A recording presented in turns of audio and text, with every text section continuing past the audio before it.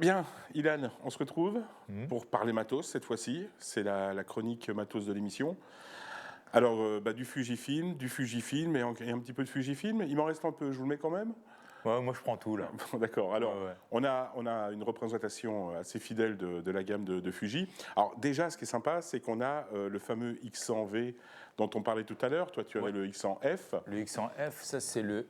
Ouais, ça c'est la nouvelle version quoi. C'est la nouvelle version. Donc, ça ressemble. Alors, il existe en deux coloris, je crois, hein, soit tout noir, comme ici, Ou version silver. ou version silver, hein, c'est Mm. ça. Donc on a ce petit bijou. Alors ce qui est génial, c'est qu'il est tout petit. On en parlait tout à l'heure. On le met dans la poche. On se balade avec. Alors par contre, il y a quand même un impératif.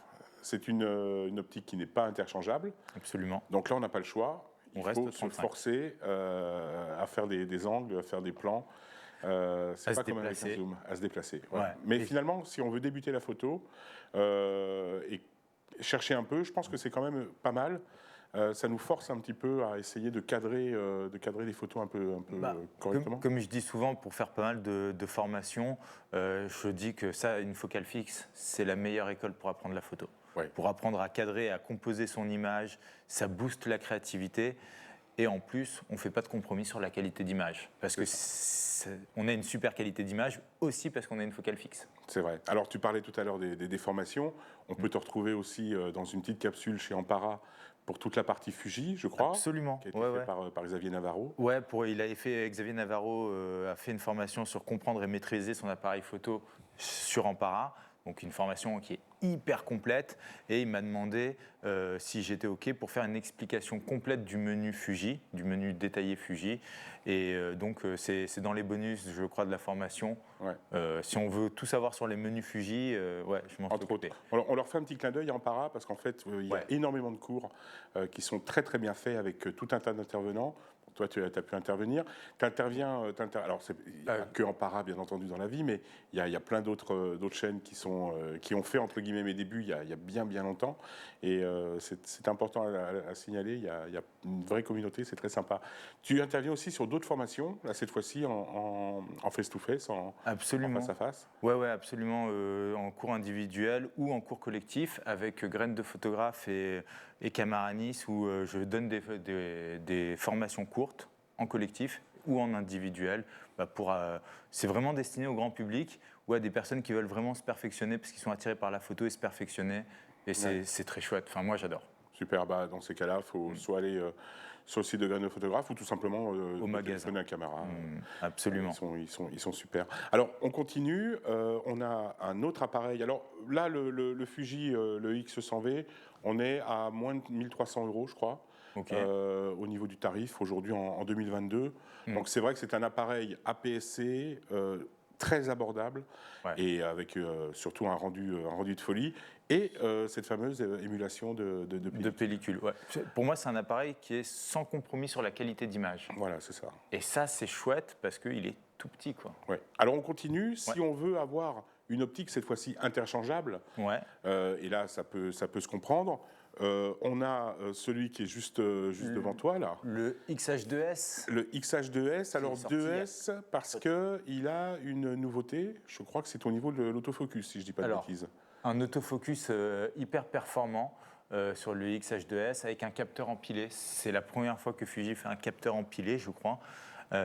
Et on a un autofocus qui, Oui, ouais, solide, voilà, qui réagit hyper bien, il quoi. faut dire ce qui est, le XH2 qui est un super appareil, mais avait Alors, tendance un petit peu à... Le XH1. Le XH1, voilà. Le XH1, le XH2 est sorti là ou sort là. Voilà. C'est ça. Vraiment, juste après le XH2S, il est sorti le XH2, mais il n'a pas le capteur empilé. Lui. Non, et puis il a un autofocus, je crois, qui est un petit peu plus lent. Un chouïa, Voilà, un mais, petit chouïa. mais ça reste quand même des bonnes machines. Le XH1, un autofocus plus lent, le moyen format, parce que c'est du moyen format, un autofocus qui est beaucoup plus lent. Là, on est sur des autofocus qui sont... Oui, c'est la petite bombe de chez Fuji. Vraiment Et axé surtout, voilà, sport, et puis surtout une optique interchangeable. Et là, ouais, on passe sur de l'hybride entre guillemets traditionnel avec l'objectif interchangeable, donc c'est évolutif. Là, dessus, c'est quoi? C'est une focale fixe qui est montée, un 50 mm, C'est ça. donc un équivalent 70, je dirais à peu près. Et ouais, non, ça fonctionne très bien, quoi. Ouais. On continue. Donc là, après, on passe Au moyen format. Au moyen format, absolument. Alors, on a ton appareil de prédilection que tu utilises, que j'allais dire au quotidien. Celui-ci, le GFX 50R. On va faire un peu de place. Voilà. Ouais, ça c'est du moyen format. Ça, du coup, c'est le mien. Dessus, j'ai une optique montée. On va le tourner un petit peu. Pour la caméra. Ouais, comme ça on le voit un peu mieux. Donc ça, c'est une optique montée dessus. C'est un 80 mm qui ouvre à 1,7. Donc c'est un équivalent 60 mm en moyen format, enfin en plein format du coup. On a un 51 millions de pixels. Ça fonctionne très bien. C'est beau. Ouais. Moi, j'aime l'objet. On retrouve un petit peu. Alors, on a les molettes vraiment de réglage qu'on pouvait avoir sur les appareils argentiques, la bague de diaph intégrée également, et une visée style télémétrique avec justement le viseur qui est décalé, qui n'est pas central. Sur la plupart des appareils photo aujourd'hui, et je mets les deux côte à côte comme ça, voilà, la visée est centrale. Et là, on a une visée décalée qui est dite télémétrique. Cette visée que moi j'adore, et on le retrouve aussi sur le X100F justement, cette visée un peu en décalé par rapport à l'axe optique. Oui, complètement. Et alors on a le grand frère du GFX, qui est le 100 millions de pixels, qui est là-bas. Absolument. Et donc là, alors, différence fondamentale, laisse-le peut-être à côté si tu y arrives. Bien sûr. Comme ça, on voit un peu la différence. Alors, on n'a plus les molettes. Alors, ouais, il y a eu pas mal de changements extérieurs, déjà pour commencer. Effectivement, on retrouve donc le viseur central et plus la visée style télémétrique. Donc ça change. On retrouve la molette PASM de mode de prise de vue, alors qu'on ne l'a pas sur le GFX 50R. Il est plus petit. Il est plus petit que le 50. Oui, il est plus ramassé, c'est vrai. Pourtant 100 millions de pixels. Ouais. Pourtant, 100 millions, la poignée est plus creusée aussi. C'est pas mal, ça. 100 millions de pixels et un autofocus vraiment plus performant aussi, plus rapide. Donc, non, c'est bien. Hein. Alors, par contre, particularité, on disait tout à l'heure que les capteurs Fuji étaient fabriqués par Fuji, c'était pas du Bayer, on était dans un style un petit peu décalé. En revanche, sur le moyen format, en tout cas sur le 100 millions de pixels, c'est certain, là, on est de nouveau sur une matrice de Bayer, puisque là, on est sur une autre technologie complètement. Ils ont fait le choix de ne pas faire leur propre capteur pour une question de place, de dimension, parce qu'en termes de R&D, c'est très très coûteux. Et donc, ils ont choisi de mettre une matrice de Bayer sur ces moyens formats. Mais on retrouve, et c'est ça qui est génial, et c'est là où ils ont hyper bien bossé, on retrouve du coup les simulations de pellicule et le fameux rendu des textures et des couleurs que moi je trouve propre à Fuji, et encore plus sur du moyen format. Oui, complètement. Voilà, on a fait à peu près le tour. On a une jolie petite, là, c'est quoi? C'est un 100-200, je crois. Ouais, là c'est un 100-200 pour du moyen format. Avec le piqué qui permet de gérer du 100 millions de pixels. Camara nous a prêté aussi Camara Nice nous a prêté cette belle optique. Hein. Je voudrais revenir 2 secondes à Camara Nice. D'abord parce que, c'est une équipe, ils sont tous hyper sympas, vraiment. C'est des vrais pros. Ils ont un spécialiste, j'allais dire, dans chaque domaine. Oui. Et ça, c'est plutôt rare. Ça, c'est très chouette. Et puis surtout, une très grande surface de vente avec du stock. Et surtout la possibilité de voir, de tester. Ça, c'est quand même quelque chose d'un plus, parce que c'est vrai que la vente par correspondance, c'est très très bien.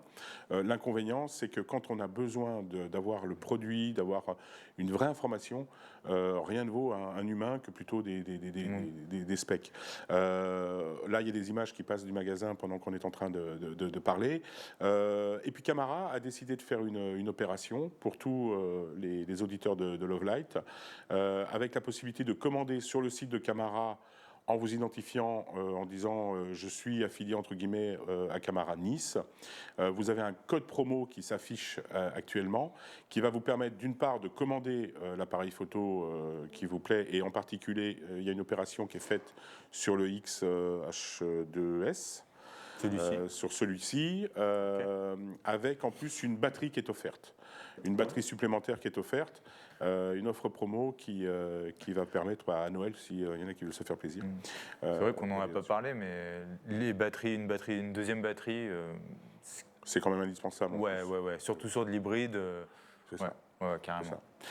Merci Ilan pour cette partie-là. Ce que je te propose, c'est qu'on va parler argentique encore un petit peu, puisque je vais passer derrière le Mac et on va regarder ce fameux logiciel de chez DxO. Alors DxO, on les connaît avec notamment DxMark, qui est toute la partie benchmark des optiques et des appareils photo. Ils font tous les tests. Ils font même les smartphones maintenant, ils font beaucoup de choses.